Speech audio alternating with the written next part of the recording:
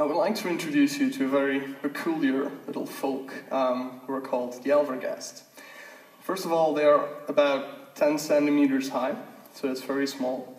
Second interesting thing about them is that they live underground, between the roots of some very big oaks. And very interesting about their world are the huge mushroom forests that they find themselves in, because it's been said, and I don't know if it's true, but the rumors are that these mushrooms are what give the Alvergasts their magical abilities. Now the Alvergasts, they also have a king, of course, who doesn't have a king, who's called Faristo, and he's actually the oldest Alvergast. He's centuries old, and he's actually started merging with the tree that he uses as his throne. And Faristo is the only Alvergast that ever ventured into the human world, until now. Because Faristo is, of course, looking for a very adventurous Alvergast to do the same quest, maybe one of you. But be careful, because the road there is full of perils. Just to get to the top, you might have to battle a spider, and when you actually make it to the top, there's still lots of things to be doing with ants and butterflies and some garbage that's lying around. And then the adventure is only starting. Because you might find yourself in a bedroom of a small child, having to pack his school bag before he wakes up the next morning. Or you might venture a trip to the baker's to try and make some delicious chocolate chip cookies. Or maybe you're more of the ecological type and you go to the trash yard to do some recycling. Okay, so I hope it's a bit clear. I would like to take this opportunity to introduce our first internal project today, which is Project Alver, Alvergast. We also put a website online today. And it's basically an educational game for young children, last kindergarten, first year study. And we really tried to make it very immersive, very story-driven. We put a very high emphasis on the graphical quality, graphical attractiveness of that. I hope that was clear from my introduction. We also tried to do a very integrated approach to the gameplay. Okay, everything you meet in the world is a language exercise or a mathematical exercise, or it's about color theory, right? One of our games is that you have to color in an old garden gnome who's been abandoned, really trying to make it more of a game, a fun experience, and integrating learning procedure into that. Very important as well in LuGus are the two letter points, the usage statistics and the high adjustability. And that was really something that came to the front on our first project, which we started last October, which we codenamed Project Baxter. But which was actually a prototype for Johnson & Johnson in the Heel Seeker project. Some of you might have seen the earlier presentation on that. And here the real case was, okay, they come to us with some very concrete learning goals for children. And we have to use those goals and transform them into interesting games or mini-games. This was actually one of the simplest, and here you can also see that we tried to focus on reusability in our games. But so this is very direct. Okay, we want to help these children with their daily tasks. Very simple one is packing your school bag for the next school day, which they often have problems with. Now this can be very boring. It's not really a game, but it's very effective because you can measure how well it's going, what the reasoning is. We had some kind of a obligated order in which you had to put it. You can't put the banana on the top, on the bottom of the briefcase, because otherwise you would squash it with all your books. But a very interesting perspective there was the agenda that you see in the bottom right, because we made it able for teachers and parents and even psychologists to adjust the agenda to make it real, right? To actually have the child do what he actually has to do for the next day inside of the game. So, very interesting basic concepts, very clear, but you can't imagine a child playing this for 5 hours a day, obviously. So what we tried in the prototype is do a very good mix of more entertainment-based games and more serious games, but always keep some kind of a learning purpose. And this was the other end of the spectrum, right? This has very little connection with the real world, because here you would go into your bed, all of a sudden your room would start exploding around you, there would be these big chuck wagon wheels flying onto your bed, and before you knew it, you would be riding down the Grand Canyon in your bed, okay?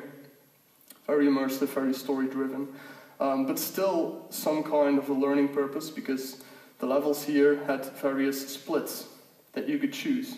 You could choose, do I go left or do I go right? And obviously one of those paths was fastest, or one of those paths had the most items or gold, you know, gameplay mechanics like that. So it really was the goal to iteratively teach these children, help them iteratively think by replaying the game, which is the best path. How can I make my goals as short or as good as possible? And of course, once they perfected a level, we could just change the whole configuration around and see if they actually had improved their skills. The third minigame that was also very interesting was to help them respond and recognize emotions. So we had a cat in a tipi in the bedroom, and the cat was your new friend, and you had a full dialogue tree for people who play role-playing games. The basic concept there. The cat shows an emotion and a verbal response, and you can choose from 4 or 5 different options that always lead to anger or amazement, happy, sad, you know, basic emotions. We had all kinds of fun animations for that to make it attractive to the children. So that was our very first project. Was more of like a therapeutic prototype, more in the healthcare sector. But a lot of the same elements are coming back in Project Alver. You know, we're going to try to mix realistic and fantasy, but we're going to also try to keep these learning goals as deeply integrated as possible, and also integrate stuff with real-world aspects, right? The boss of Playlane just now told us about how that you need to integrate your games with the current curriculum at school, and that's also something that we're really aware of, that you have to tie this in with real-world aspects. So this game was, for instance, playable with friends, with siblings, parents, and therapists, and they all had different graphical user interfaces. They all had different options. Therapists could actually start tinkering with some parameters in the game to see what effect they would have on the children. So LuGus Studios, 2 main pillars. One of them is immersion, fun, and graphics, which we like to think we're pretty good at. The second is really going for that serious aspect, trying to keep those learning goals, but as integrated as possible. And the third pillar, equally as important, is technology. Because right now technology is just booming, and there's just not a lot of people that are doing much with it, and we think that's a bit of a shame. So I have a little video that we prepared of a cool prototype that we made.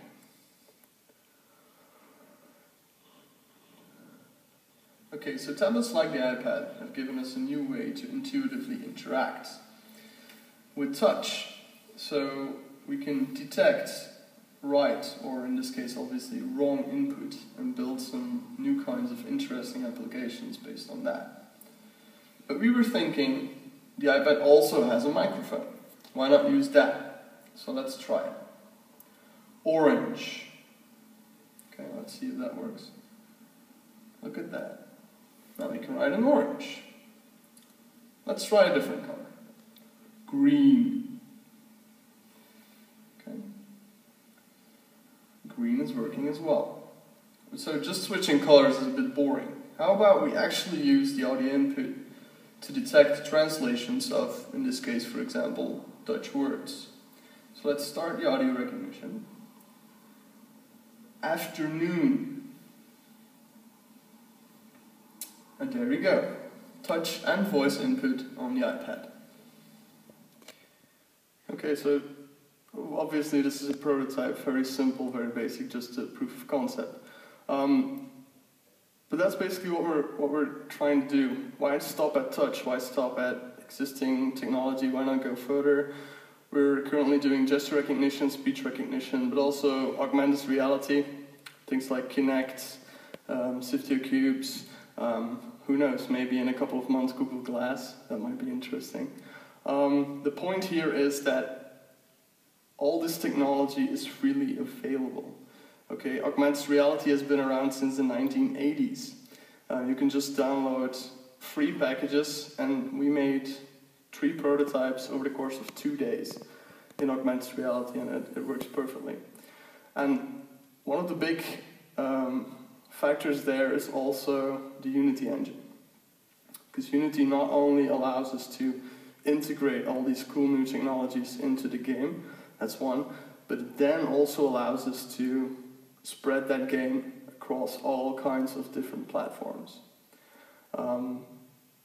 And I've heard a couple of speakers here today also talk about accessibility. You know, that's really a key point. You can just go to Facebook and play a game. And Unity really also enables that. You know, if you want to make a game, you just use Unity and you can spread it in infinite manner of ways. And to close today's presentation, because on the last we thought we would do something fun, something interesting, which we titled Project Alver, which is a very experimental, very basic prototype, proof of concept once again. And of course, AS stands for Augmented Spaceship Shooter. What else? Okay. Don't have the mouse. No. Okay. So I'll do it with the trackpad. Alright, so the basic idea here is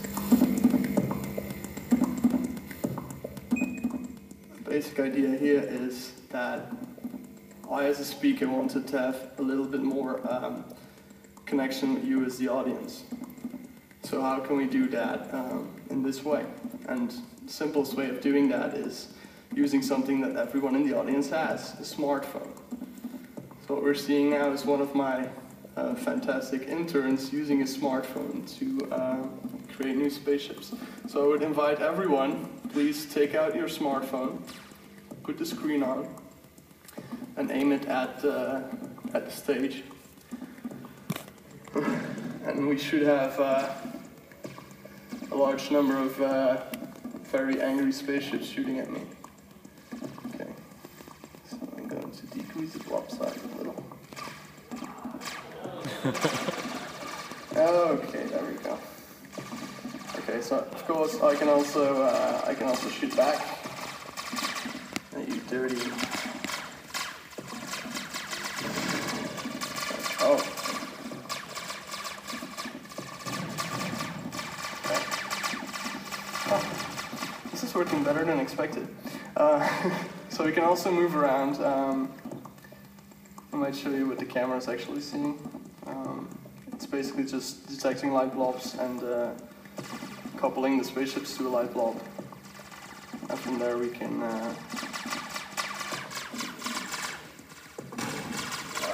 create explosions and things like that. Okay, so very simple proof of concept. I was invincible, sorry, so let's try to, let's see if you can kill me. Oh.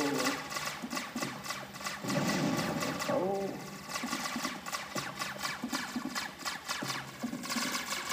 Come on, try harder, people.